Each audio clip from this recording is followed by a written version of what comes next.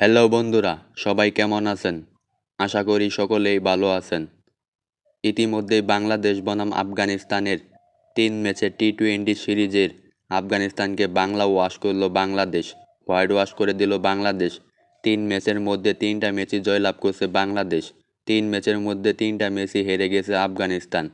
বাংলাদেশের ব্যাটারদের ছিল অসাধারণ পারফরম্যান্স, দেখার মতো পারফরম্যান্স। বিশেষ করে তানজিদ হাসান তামিম, সাইফ হাসান, নুরুল হাসান সুহান, এদের ব্যাটিং ছিল দেখার মতো। আফগানিস্তানরা বাংলাদেশের বোলারদের সামনেও টিকতে পারে নাই, যার ফলে তারা হোয়াইট ওয়াশ হলো বাংলাদেশের সাথে। এদিকে টি-২০ খেলা শেষ হবার পর বাংলাদেশ এবং আফগানিস্তানের ৩টা ওডিআই ম্যাচ রয়েছে। দুই দেশই ওডিআই স্কোয়াড ঘোষণা করেছে। তো আমরা এক নজরে দেখে নেই বাংলাদেশের ওডিআই স্কোয়াড এবং আফগানিস্তানের ODI squad.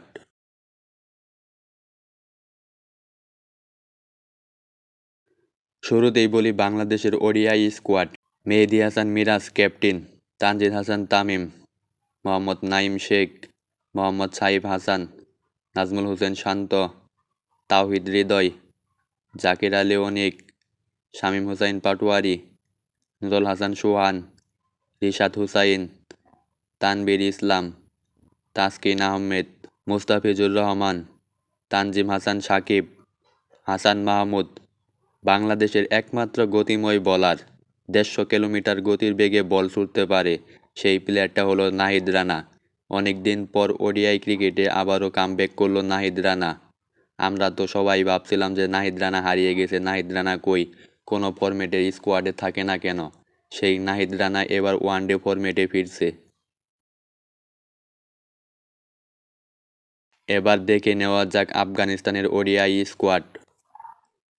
Hashmatullah Shahidi captain, রহমতুল্লাহ গুরবাজ, ইব্রাহিম জাদরান, মুজিবুর রহমান, মোহাম্মদ সেলিম, নাজিবুল্লাহ জর্দান, হাশমতুল্লাহ উমরজাই, মোহাম্মদ নাবি, ইকরাম আখিলি, রশিদ খান, রিয়াজ হাসান, ফজল হক ফারুকী, আব্দুল রহমান, শহীদুল্লাহ, রহমত শাহ, নবীনুল হক।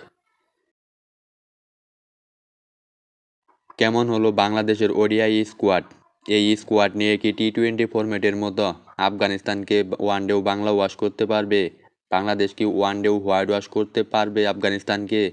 আপনার কি মনে হয়? আপনার মতামত অবশ্যই কমেন্টে জানাবেন। বাংলাদেশের একমাত্র শান্তশিষ্ট বোলার হাসান মাহমুদ, তিনি বাংলাদেশ ছাড়ার আগে বলেছেন, আমরা টি-২০ ফরম্যাটে সিরিজ জয়লাভ করেছি, এখন ওয়ানডে ফরম্যাটেও সিরিজ জয়লাভ করব। এবং নাজমুল হোসেন শান্ত তিনি বলেছেন যে সংযুক্ত আরব আমিরাতের আবহাওয়া বাংলাদেশের আবহাওয়া প্রায় সেম এক, দুইখানেই অনেক গরম, সে অনেক সহজে মানিয়ে নিতে পারবে।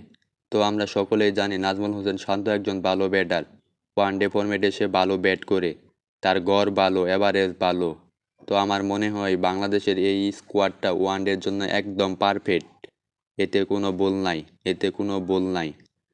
একদম পারফেক্ট একটা স্কোয়াড রয়েছে। বোলার হিসাবে রয়েছে মুস্তাফিজুর রহমান, তাসকিন আহমেদ, তানজিম হাসান সাকিব, তিনজনই একদম পাকা পাকা বোলার রয়েছে।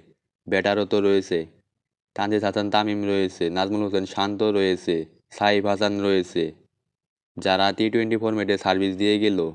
তারপরেও নুরুল হাসান সোহান রয়েছে। মানে ব্যাটারদের প্রতি যে একটা ভরসা করার মতো জায়গা আছে, এটাই বাস্তব। সকলেই ভরসা করতে পারবো যে এই ম্যাচটা ঘোরাতে পারে। এদিকে আফগানিস্তানের দলেও ভালো ভালো বোলার রয়েছে, রশিদ খান রয়েছে, ফজল হক ফারুকী রয়েছে, মোহাম্মদ নাবি রয়েছে। তাদের স্পিন অ্যাটাক খুবই গুরুত্বপূর্ণ, কিন্তু বাংলাদেশ স্পিন ভালো খেলে। টি-২০ ফরম্যাটে যেভাবে খেলেছে অনেক অসাধারণ, দুর্দান্তভাবে স্পিনগুলোকে সামলিয়ে খেলাইছে। মানে বাংলাদেশ পেস বল ভালো খেলে, কিন্তু আফগানিস্তানদের সাথে খেললে স্পিনটাও ভালো খেলে।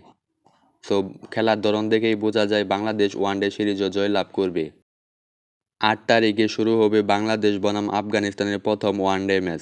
প্রথম ওয়ানডে ম্যাচ কে জয়লাভ করবে, বাংলাদেশ নাকি আফগানিস্তান? আমার মতে বাংলাদেশ জয়লাভ করবে প্রথম ওয়ানডে ম্যাচ।